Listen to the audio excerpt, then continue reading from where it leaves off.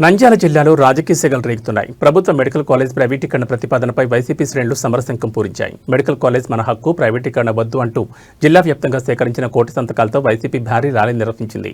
స్థానిక TTD road నుంచి municipal కార్యాలయం వరకు నియోజకవర్గ వైసీపీ శ్రేణులు కథం తొక్కాయి.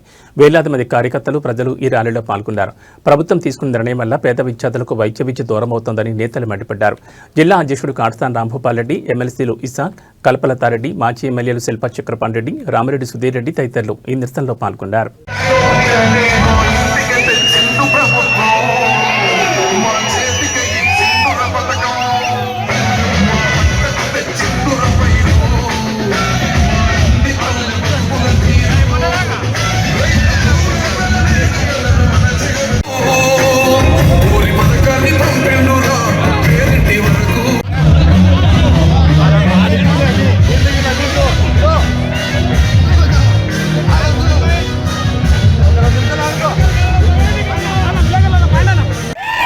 మన ప్రియతమ నాయకుడు జగన్మోహన్ రెడ్డి గారు ఇచ్చిన ఆదేశాల మేరకు కోటి సంతకాల కార్యక్రమం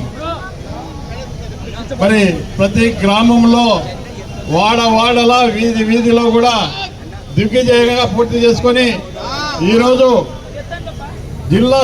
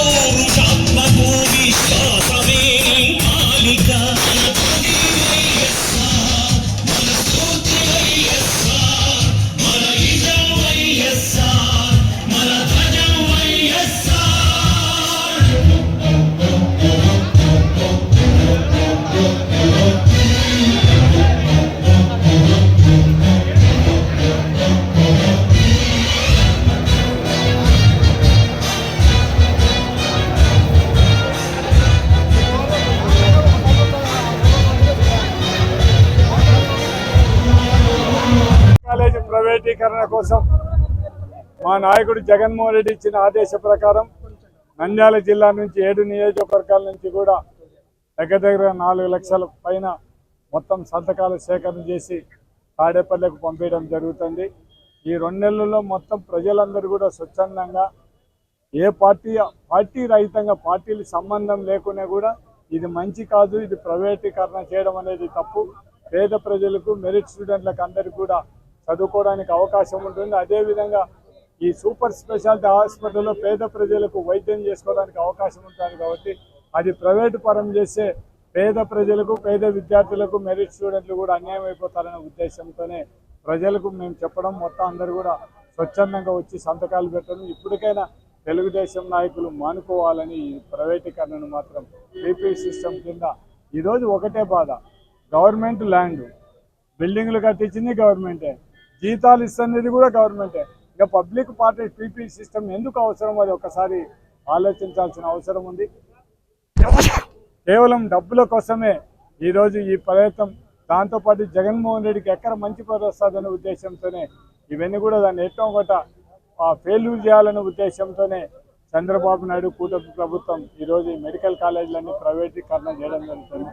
వీళ్ళను ఈ రాష్ట్రానికి తీసుకున్న అప్పులలో 2,66,000 కోట్లలో కేవలం 2% ఇచ్చినని కూడా మొత్తం 5,000 కోట్లు ఈ కాలేజీలన్నీ పూర్తవుతాయి.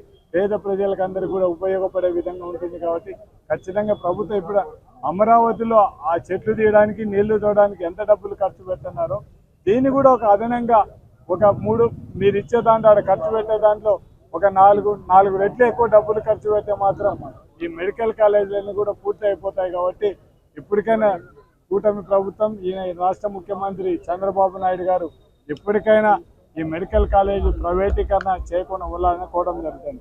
ఈ మెడికల్ కాలేజీలే కాదు, ఈ ఎండి సీట్లు కూడా ఈ కాలేజీలన్నీ 17 అయితే దగ్గర 700-800 మంది ఎండి సీట్లు కూడా అంటే ఇప్పుడు ఉండే 5 కాలేజీలకే 140 సీట్లు రావడం జరిగింది.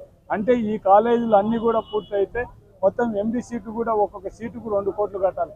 అటువంటిది కట్టాల్సిన అవసరం లేకుండానే ఫ్రీ సీట్ వచ్చే పరిస్థితి ఉంది. కాబట్టి ఇప్పటికైనా ప్రభుత్వం ఈ పేద ప్రజలను, పేద విద్యార్థులను, మేరీ స్టూడెంట్లను వాళ్ళను పరిగణనలు తీసుకొని ఈ కాలేజీలు ప్రైవేటీకరణ చేయొద్దని విజ్ఞప్తి చేశాను. అందుకు సహకరించిన మా మాకు 6 మంది ఇన్ఛార్జీలు అందరూ కూడా రామిరెడ్డితో పాటు శిల్ప రవిచంద్రారెడ్డి, ఈసాక్ గారు, మా సుధీర్ గారు, శిల్పా చక్రపాణి రెడ్డి గారు, గంగుల నాని గారు, వీళ్ళందరూ కూడా మొత్తం సహకరించిన వీళ్ళందరికీ కూడా, దాంతోపాటు నంద్యాల జిల్లాలో ఉండే కార్యకర్తల వివిధ శాఖల్లో అనుబంధ సంస్థల్లో ఉండే ఆ నాయకులు, ఇంకా తరలి వచ్చిన కార్యకర్తలకు, వైఎస్ఆర్ అభిమానులకు అందరికి కూడా వాళ్ళకందరికీ కూడా పేరు పేరున ఇంత పెద్ద ఎత్తున సక్సెస్ చేసిన అందరికి కూడా మరొకసారి నా ఉదయపూర్వక కృతజ్ఞతలు తెలియజేస్తాను.